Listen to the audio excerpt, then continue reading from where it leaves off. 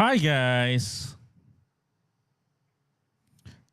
All right, there you go. This is Dog Coach Francis, the dog behind the human, your favorite doggo podcast in the Philippines. And it's actually the first and only dog podcast for dog lovers, for pet moms, pet parents, and of course, for the fur babies. How are you guys doing? I hope you had a great week the past few week, and you probably looking forward for the next week. Yeah. And anyway, so hi guys, it's been a while again, and it's me, and we'll be talking about dogs. If you like dogs, this is the show for you. And I would like to get your feedback if you're watching this live on Facebook and also on YouTube. If you have any doggo questions, please leave a comment. If you want to give a shout out, okay, just leave a comment or just participate in the discussion. Like right now, we are seeing a few names pop up. So early bird, let's call them out. Rosalyn de Dios Esposo, hello. Jane Nix Ramirez Peñalosa is watching. We have Dada, who's also watching. Leia Superable Malaluan. Oh, there you go. That's a mouthful, pero thank you. I hope I didn't butcher your name. Binky Tremain or Tremain. Okay. Roberto Sistena, good evening to you guys and all the rest who's watching right now. Again, if you're new to the show, this is the show where we talk about dogs. So we have the dog news or what we call the barking news, and then we also have some of our editorial wherein we give our thoughts, of course, our thoughts on issues regarding dogs on a professional level. Okay, so of course these are just my opinions, and we're just trying to stir up the discussion between pet parents. All right, so let's get this show started. Okay, by let's just probably just play our intro. My little dog is my constant companion. She skips and jumps when I come home.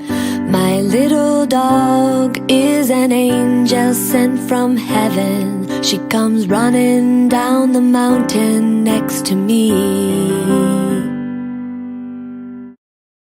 All right, so we already have a bunch of questions. Hold on to your question because we will be answering and reading them live on air later into the show.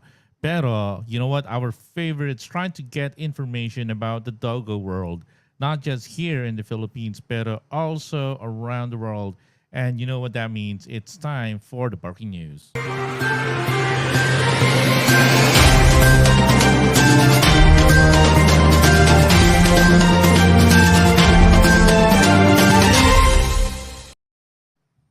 All right. And now for the barking news. And you know what? Let's have a background on that.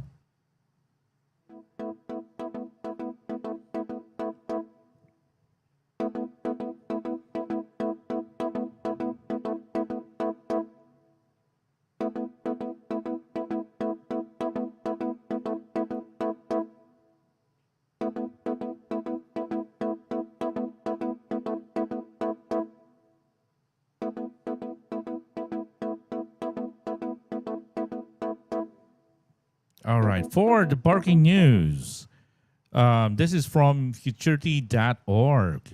And according to the headline says, being a family dog can be a lonely, stressful job. So what do you think? Is it a lonely, stressful job? Well, let's check out the article. According to the article, dogs that live with a family have it better than dogs that roam free when it comes to safety, nutritious food, and vet care. But it's a different story with regards to their mental health. You know what? Before I proceed with the story, mental health is very important for me. We have a few of our family members and also friends who are affected by mental health issues, and it can be really tough to get over. And it's something that it's really hard to understand if you are not in that circle. And I was actually saying, hey, if you have mental health, you don't really know unless you actually see a professional, right? So we're actually a mental health advocate. All right. So going back into the news, you would need to travel far from Denmark to meet a dog that roams the village streets freely without belonging to any one family, one that may seem to be a bit shabby and underweight. One could easily believe that village dogs would be better off in a safe and stable environment alongside a family in suburban Denmark. But things aren't quite that simple. The life of a typical Danish family comes with a price. Dogs have evolved to run freely among other dogs and humans, according to researchers at the University of Copenhagen's Veterinary and Animal Sciences Department and Food and Resource Economics Department. In a new study, the researchers compared the welfare of the modern family dog and the free roaming village dog. Many people think today's family dog is spoiled, which, well, maybe. All right. And has it all too good. I think that's what most people want anyway.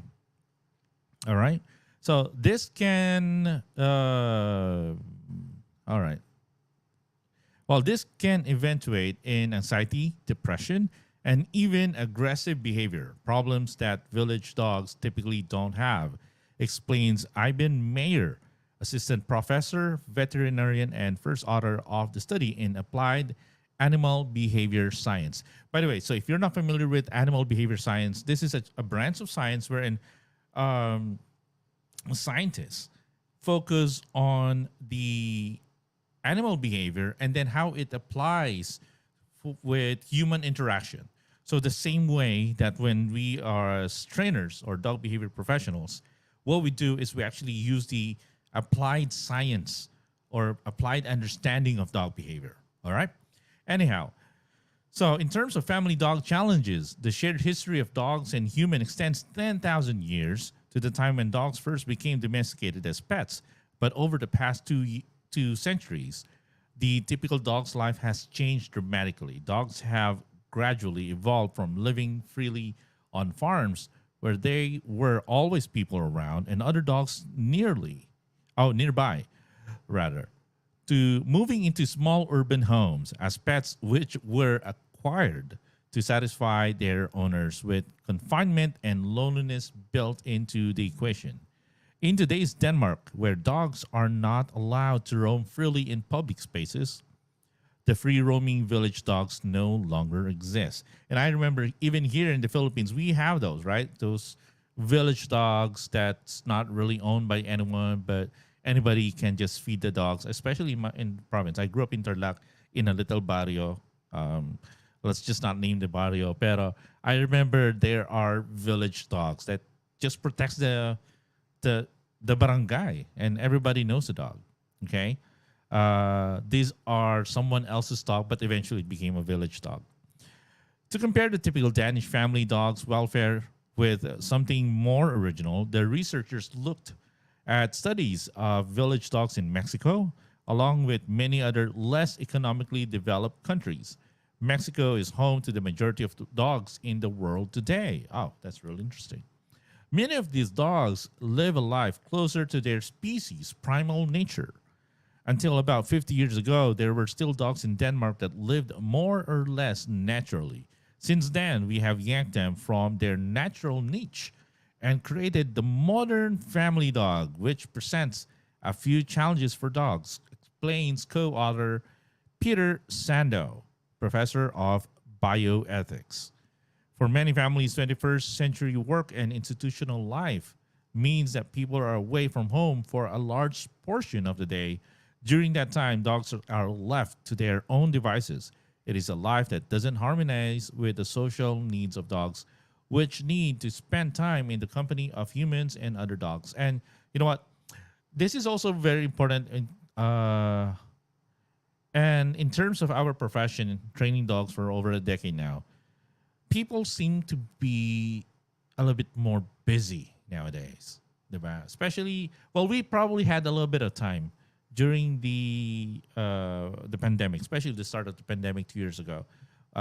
More dogs were adopted. Pero now, after 2 years, we actually are seeing the effects of that. And most of the consults that we receive on a daily basis, these are dogs that are roughly around 1 year old or 2 year old. And guess what? They're not really broken into our society. They don't know what's going on. All of a sudden, there are cars. All of a sudden, there are like motorcycles, more deliveries from Shopee and Lazada, or maybe Zalora. Okay, so and dogs are just surprised. Why are there so many people? All right. So let's just skip forward to the rest of the story. But according to the story, to make life easier for dogs, researchers suggest that it is very much about accepting that our dogs cannot always live up to everything we expect of them. Dogs are social and not designed to be home alone all day long. This needs to be considered before getting a dog. And this is quite true, though I do advise my pet parents, at least my clients, that hey, if you have a dog, make sure that someone is actually with the dog that's going to care for them. And some people are fortunate enough to bring their own dog. Maybe they own a company or maybe they own their own business, and they're very fortunate to be able to bring their dog with them at work. But again, if you are your typical employee and dogs are not allowed, it's an 8 to 5 job or maybe even longer day job, then this can be an issue. And unlike in the United States, wherein there's just daycares left and right, okay, there's only a few daycares here in the Philippines, and I think we have a long way to go in terms of learning the skill, even with the pet professionals who actually really know how to care for the dogs and also make sure that they are taught the right behaviors in the daycare. Because again, if a dog is not really well trained, you bring them to daycare, they might just pick up on those bad behaviors as well. All right. So finally, we need to learn to take our dogs' differences into account. Research demonstrates that dogs have very different personalities even within the same breed, which I also agree. It is important to not paint all dogs with the same brush and instead learn to understand the dog that we live with. This is particularly true in social contexts where we need to try to avoid forcing a dog into something that it doesn't want to do. A dog owner's most important job is to help their dog to live a good life within the limitations that come from the growing up as a family pet in Denmark, Mayer says. And I think this is something that we can also emulate here in the Philippines, though, again, depending on where you live, okay? Maybe you have the space, maybe you have people, more family members. You know what? The study was made in Mexico, and I would say, okay, that's Mexico. But again, in terms of culture, we somehow at least can relate to our friends from Mexico, right? So both was under Spanish influence for quite some time. So anyway, so that's one of our stories for today.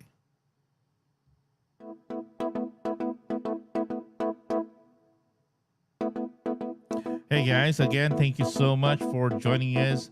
Hello, shout out to Crystal Ramos. If you're still there, watch out because we'll be answering your question by the end or later in the show.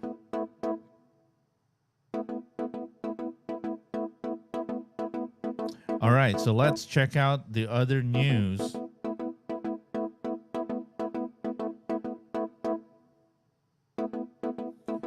All right.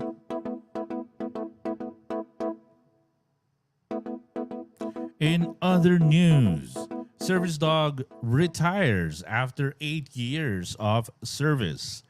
So in Flint, Michigan, after 8 years as a service dog, Arrow is retiring. The 9-year-old dog had a party Saturday at the Valley Breakfast and Bistro in Flint to celebrate. His handler, Flint native Jackie Barnes, who has had him since he was an 8-week-old puppy, says that he is retiring early due to arthritis in his spine. He has been such a blessing, and if it wasn't for him, I wouldn't have gotten around as much as I did over the last 8 years. He's been in service for almost 8 years, Barnes said. Barnes also says he was originally trained in personal protection and saved her from being robbed multiple times. Arrow's successor is a Rottweiler named Saber. That was shared via NBC25news.com. If you guys also want to read this, we'll be linking the comment in the comment section, or the link to this news article in the comment section right after the show. And also, if you're listening to this on Spotify, Apple Podcasts, or other podcast streaming platform, we'll be keeping them as well in the description.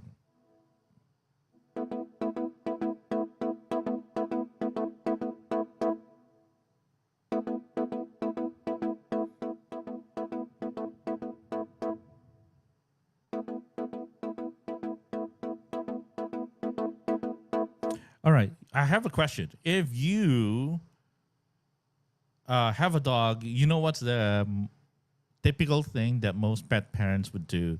That would be picking up dog poo. So, of course, here in our school, we do care for quite a few dogs, and that's a regular thing for us. I mean, picking up after our dogs, after our students, is such a normal thing for us. But in this next news article, we have Brightcon walkers who picked up 80 dog poos in 90 minutes in town. Two dog walkers says they picked up 80 different dog poos in 90 minutes. Wow, that's actually sure a lot. Okay, so I don't think we even do that here. We don't really pick up 90 dog poos in 90 minutes because, well, again, once the dogs are done with their potty, then we're good to go. So I don't know. Let's check out the article, shall we? Okay. Sorry, let me just change the screen because I would like to share the screen so you'll know all about the article as well. So let's make a little bit of adjustment. And here it goes. There you go. Two dog walkers says they picked up 80 different dog poos in 90 minutes during an attempt to clean up a town center. Business owners Lucy Mills and Ellen Kelly said they were astonished they were able to pick up about one poo a minute on their poo patrol in Brecon. Ms. Mills said there were signs warning people to clean up after their dogs, but a lack of enforcement. Powys Council said it was up to dog walkers to be responsible and clean up after themselves. But Ms. Mills said a lot of visible wardens was an issue. In Brecon, there seems to be a big problem with dog poo around the place, whereas in Bristol, where I lived previously, there was less, she said. In Bristol, there was dog wardens, and you get called out on it if you don't pick up after your dog, whereas here, the most we have is a sign, but nothing actually happens if you don't. She said, Brecon is a lovely place. It is a beautiful spot, and it attracts a lot of tourists who come for walks, and I just think it creates a terrible impression if you're having to pick up your way through piles of dog poo. The pair had set aside an hour and a half for their cleanup, but only managed to get short way into their planned route because of the volume of dog mess they encountered. Ms. Mills said dog owners should be responsible for hygiene and health reasons. You know what? I think that is something that we can still work on as pet parents, and maybe we just have to call out some pet parents as well. Maybe I don't know, maybe they forgot. Let's just give them the benefit of the doubt that when a dog does relieve themselves, that's okay? And that's acceptable. However, we need to really pick up after their dog. Actually, you know what? I have a neighbor, who walks this beautiful golden retriever, and they don't just pick up after their dog. They actually have this they had this gallon, a plastic gallon that they cut into half to form like a pitcher. Okay. You know, in the Filipino term, we call the arinola, and they actually have that. So whenever that dog pees, they actually put the makeshift pitcher or bucket so they can gather the dog pee. So because they probably don't want the front of their house or at least out the streets to be smelling like dog pee. But again, I'm not saying that you do that. Okay, that's a little bit extreme, and that's actually very admirable. However, the potty itself, that I think we really have to clean up, and then as much as possible, if you can also bring some disinfectant, you can also help that. Spray a little bit of that disinfectant as you go on your way, because that would also help prevent stray dogs, cats, and other dogs or other pet parents who's walking their dogs getting that disease. Okay, because you'll never know, and that is also one reason why it's at least so hard for me to even try to encourage a lot of people to just walk their dogs, because at the same time I understand there's this depending on the village that you're walking into, right? But there's always this chance that your dog would probably get infected just because of the viruses that's being spread around by some pet parents who's not picking up after their dog. All right. And if you think your dog is immune compromised, then I would probably want to keep them indoors na lang, at least in the meantime. But you know what? Picking up after our dog is something that is very important. If you have a dog, that is the first thing that you need to learn to do. Pick up that dog poo.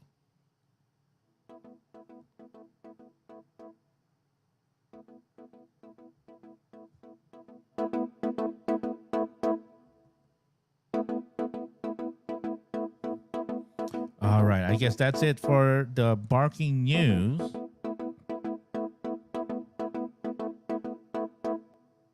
And now let's go on and answer some of our questions here. So let's see.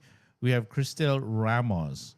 So she says, how to deal po with dog with fear of thunders. Tried giving food or treat, but won't eat due to his fear. Feet shaking, etc. Okay, so Cristel, the thing about dogs who are afraid of thunders is um, there's a big chance that they're not going to get the treat because they are already scared. They are already overwhelmed. So what we want to happen is to try to minimize the exposure to that thunder or try to keep that stress level to a minimal. What we want is to probably bring them inside your home wherein there's less chance of them having that issue of hearing the thunder. Your dog would probably also want to be in what your dog considers a safe spot. For Serena, she also hates thunder. So whenever there's a thunderstorm, she would just want to be picked up and then probably go into a corner. And then I have other students as well who's just super scared of thunder. They would just bark nonstop or probably just try to cover. So what I do is to bring them in our master's bedroom, okay, in the walk-in closet. So that's a little bit more enclosed. So that keeps them warm. And then you just stand there with their dog and then just to try to comfort them. But you don't want them to be like doing baby mo pa. So that's something that you can do. You can also purchase some of those calming meds off from from the internet. You have those, yung mga chill pill. Well, at least it's not really called chill pill, pero mga relaxant supplement for the dogs to just keep the stress level to a minimal. There's also stuff that you can purchase, yung mga tinatawag natin na mga anxiety wrap, or one particular good brand is called the Thunder Shirt, so that would help. So the goal is to try to distract the dog whenever there are thunderstorms. We also encourage to try to play with the dog and try to divert their attention and then making the thunder a positive experience. Pero again, you would know that the dog is still not ready to a certain level if they won't eat. Okay. So you can just make that relationship na rin na, let's say for me, if I'm stressed, you won't make me eat. Even though I'm hungry, I would probably be hungry at that moment, pero I would ignore that hunger because I'm scared. And then probably after when all those fear, stress are gone, then probably that's the time that I would probably feel I'm hungry and I'm going to eat. But in general, dogs won't respond when they are under a lot of stress. Okay, so the goal again is to minimize the stress level. Okay, so follow up. Christelle says, "Can I use po ba head cloth to cover his ears? Not sure if that is effective." No, I don't think that is going to be effective, and the dog would just be confused all of a sudden. Bakit mo tinatakpan ang kanyang tenga? I would probably uh, want to just use the anxiety wrap. So you can search on the internet. It's called the half wrap. So let's see if I can Google half wrap because I have a video before. Dog anxiety half wrap. Okay, so right here, so let me just share the screen if you're still watching this live. Hey guys, but again, you can Google that. Okay, so if you're listening to the podcast on audio only, so hold on, you can Google this. Okay, there you go. So I'm showing actually in the screen right now. This is how you do a DIY dog anxiety wrap. Now, it doesn't mean that your dog will magically stop being scared. Pero this just gives this warm, hugging sensation to a dog that would probably help. Okay? So we use this all the time. Nagpasimuno nito is actually si Linda Tallington. Okay, siya yung nagpasimulo nito. They do this to horses and sometimes they do this to other animals as well. There's actually a special massage then that you can do, which again, we can cover at some point. But in general, what happens is when the dog is stressed kasi the body contracts and again, it becomes a spiral of emotions for the dog when they're super scared.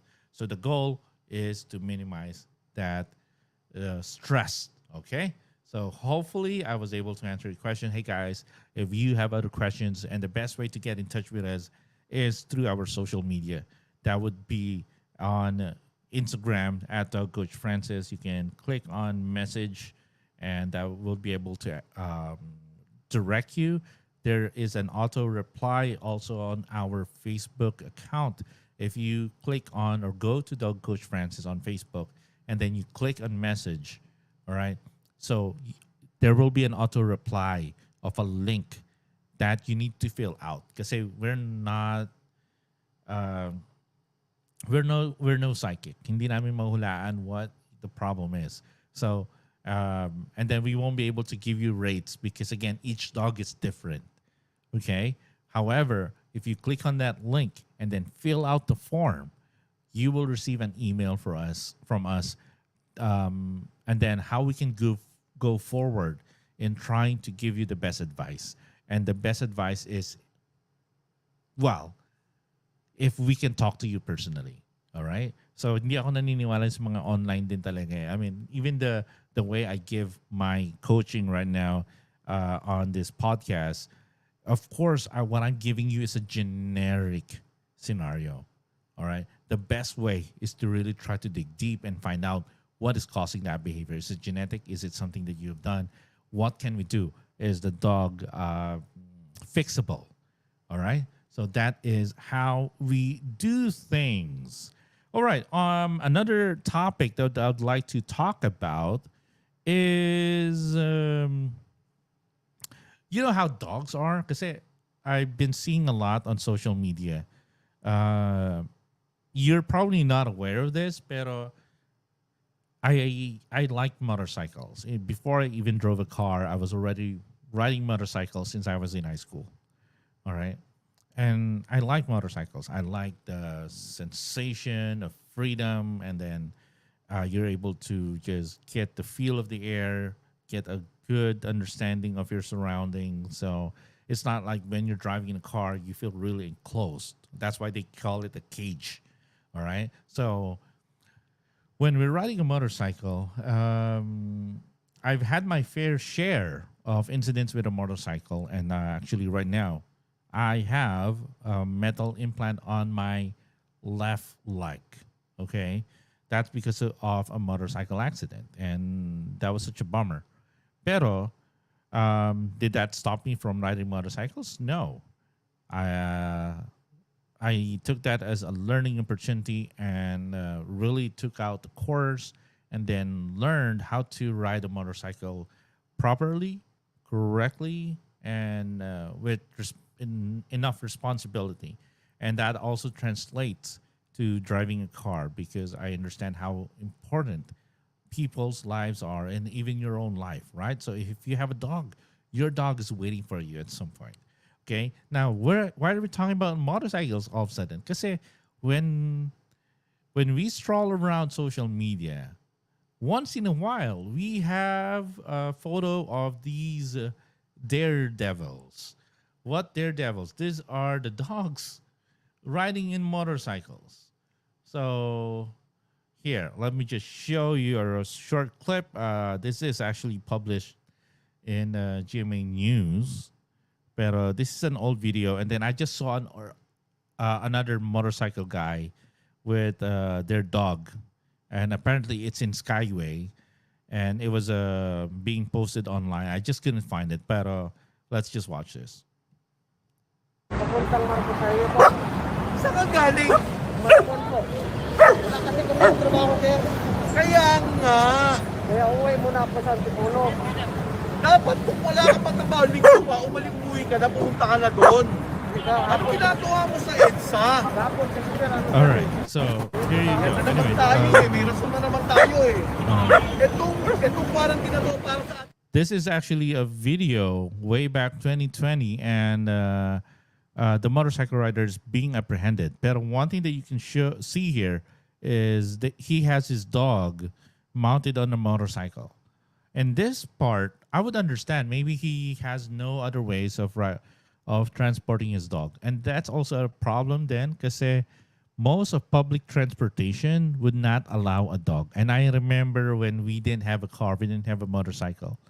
Okay, we would have to rent a jeepney and then make sure that we ride the jeepney in front near the driver, and then we have to talk. Na parang, hey, I have a dog, and I just don't have any other dog. But I have a golden retriever, I have a Labrador retriever. They're big, so I just pay both for our seats, diba? And then it's just super hard. Even Grab was really hard to book if there's a dog. I'm not just really sure right now because we haven't booked a Grab recently and then had the dog with us. But I think you can put that in the comments. Previously, I was talking to a guy who was a client from Grab. Sabi nila it's dog friendly, but it's still up to the discretion of the driver. So again, it's very understandable. Pero syempre, there are other videos din kasi wherein they're showing that they're not doing that just to go from one place to the other, but it becomes a leisure for the dog. It's not that it's needed, especially with this guy. Another video that we can play. So let's see.